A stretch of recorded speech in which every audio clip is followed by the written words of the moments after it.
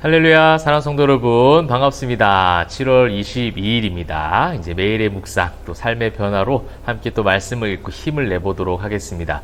자, 이제 시가서 말씀을 모두 마무리하고, 이제 오늘부터는 이사야 말씀, 이제 선지서, 또 예언서라고도 하죠. 그래서 이제 이사야 말씀부터 호세아까지 그 모든 선지서의 말씀들을 우리가 또 긴 시간 함께 읽으면서 그 선지서에 나타난 하나님의 그 메시지가 또 하나님의 본 마음과 뜻이 무엇인지를 우리가 발견하면 할수록 예수 그리스도의 십자가 구원의 은혜로 갈 수가 있다라는 거. 그래서 굉장히 중요한 어떤 구약에서의 의미로 우리에게 이제 다가올 겁니다.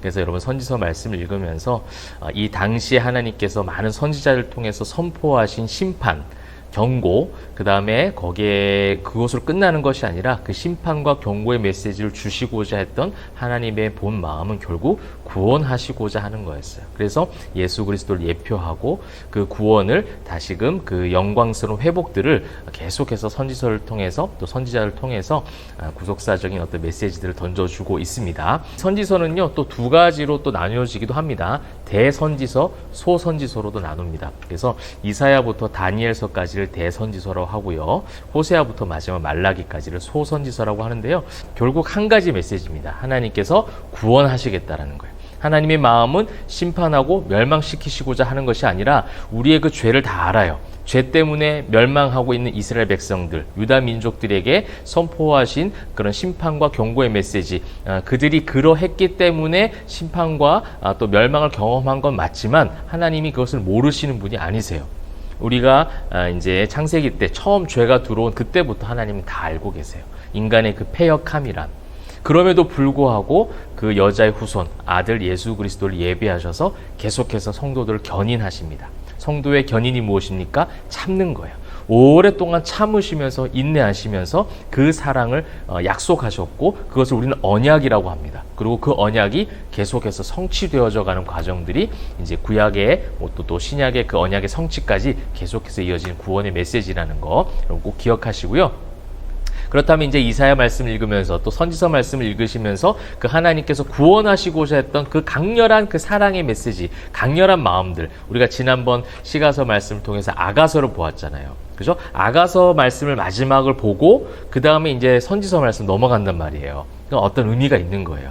아가서는요, 그 하나님의 사랑에 대해서 아주 극대화해서 표현한 것이 아가서예요. 그 사랑의 메시지와 그 마음과 그 뜻을 가지고 선지서로 넘어가자는 거죠. 그래서 오늘 이제 이사야 말씀도 그런 마음을 읽을 때 1장부터 4장까지의 말씀 자체가 그런 순환 가운데 있습니다. 여러분 이제 성경을 보시게 되면 처음에 이제 유다 또 이 예루살렘 또 이스라엘 백성들 책망하는 거예요. 사실 1장부터 12장까지 그들의 패역함, 그들의 우상 숭배, 그들의 범죄에 대해서 고발하고 경고하고 혼내는 장면들이 계속 나옵니다. 근데 그것으로 끝나지 않고 중간중간 구원의 메시지를 기록해 두셨고요. 그 다음에 이제 내일 읽을 말씀 가운데서는 보라 처녀가 잉태하여 이 구절이 나오는 거예요. 예수 그리스도를 예표하는 그 구원의 어떤 메시지들을 또 한번 기록하시면서 역시나 하나님의 마음은 이러한 거였구나. 사망의 음침한 길로 가려고 했던 양들을 푸른 초장으로 인도하시려고 하는 선한 목자 대신 예수님의 마음이었구나 라는 것을 이제 보시게 되는 거예요. 자, 이제 1장에서 결정적으로 어떤 문제가 있느냐 3절 보니까 이스라엘은 알지 못하고 나의 백성은 깨닫지 못하는도다. 이게 제일 중요한 거예요. 그죠? 여러분 우리가 이것에 대한 매일의 묵상을 읽으면서 이 부분에 대한 간구와 기도가 우리 마음 가운데 있어야 될 것 같습니다. 하나님, 내가 말씀을 읽는 시간들이 습관적으로 그냥 어떤 양을 채우는 것으로 끝나지 않게 하시고 말씀을 읽을 때마다 깨닫게 하여 주옵소서. 말씀을 읽을 때마다 하나님의 마음과 뜻을 알게 하여 주옵소서. 그 지각이 열리게 해달라고 여러분 성경을 읽으시기 전에 꼭 기도하시면서 읽으시면 좋겠어요. 자, 그렇게 해서 너희 땅 황폐했다 이런 말씀도 나오고 있고요. 너희 10절에 너희 소돔의 관원들아 여호와의 말씀을 들을지어다. 너희 고모라의 백성아 우리 하나님의 법에 귀를 기울일지어다. 소돔과 고모라면 타락한 동네의 아주 대표적인 지역이잖아요. 근데 그 타락한 이유가 무엇입니까? 어떤 범죄적인 현상보다 더 중요한 것이 왜 또 그런 어떤 범죄적인 현상들이 그들에게 난무했는가? 하나님의 말씀을 듣지 않아서다라는 거예요. 여러분 우리 죄의 모든 근원은요 하나님의 말씀에 대한 불순종입니다. 그죠? 인간적 어떤 행위 때문에 범죄했다가 아니라 그 인간적 범죄 행위가 나오게 된 근본적 이유가 무엇이냐? 여호와를 경외하지 않고 하나님 말씀에 귀 기울이지 않아서 그렇다라는 거예요.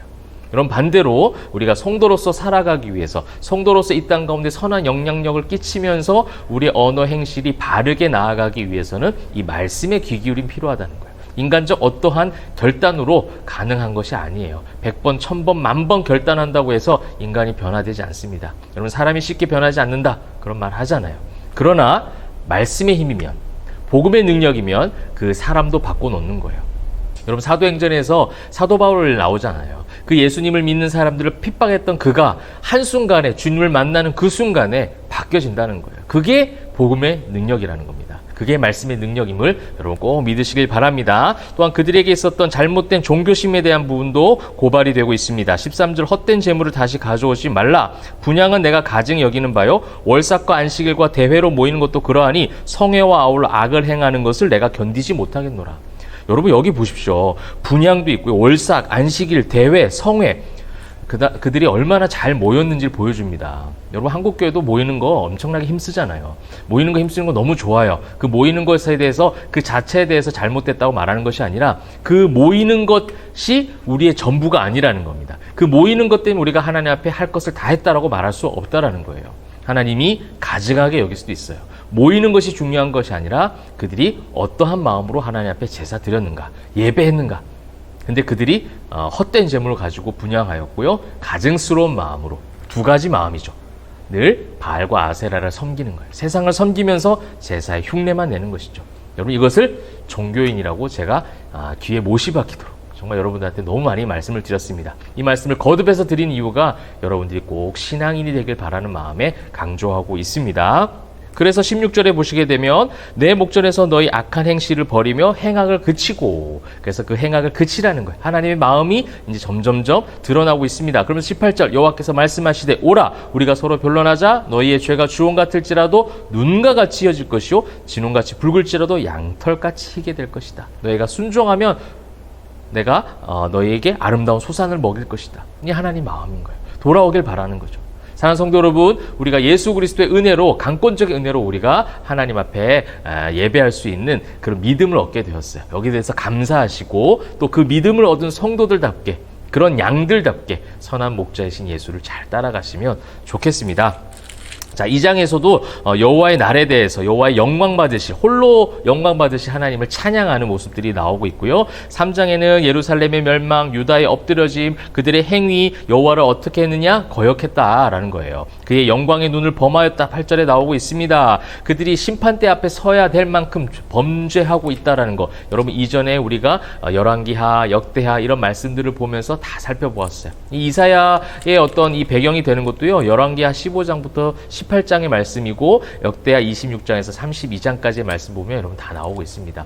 우리 1장 1절 아까 그냥 지나갔지만 유다왕 우시야, 11대 우시야부터 14대 히스기야 시대까지 활동했던 이사야예요. 어떻게 보면 조금은 나라가 잘 살아가고 또 그들이 먹고 사는 거에 있어서 풍족해졌던 그런 시대 가운데 영적인 타락, 그 시대에 이사야를 하나님께서 부르셨고 그를 통해서 하나님의 구원의 메시지를 선포하고 있는 그런 장면이죠. 그렇게 이제 유다와 예루살렘, 그 이스라엘이 그렇게 멸망하고 엎드러지고 있다는 내용을 이제 말씀하고 있고요. 이제 4장에서는 또 한번 여호와의 영광스러운 모습들이 이제 나오죠. 그날에라고 하면서 2절에 나오고 있습니다. 여호와의 싹이 아름답고 영화로울 것이요 그 땅의 소사는 이스라엘 피난한 자를 위하여 영화롭고 아름다울 것이며, 이제 회복이 일어날 거예요. 그 멸망에 대해서 또 심판에 대해서 예고를 하셨습니다. 이것은 바꿀 수 없어요. 그럼에도 불구하고 그 멸망과 심판으로 끝나는 것이 아니라 끝내 구원하시겠다라는 거예요. 그래서 이제 4절 보시면 이는 주께서 심판하는 영과 소멸하는 영으로 시온의 딸들의 더러움을 씻기시며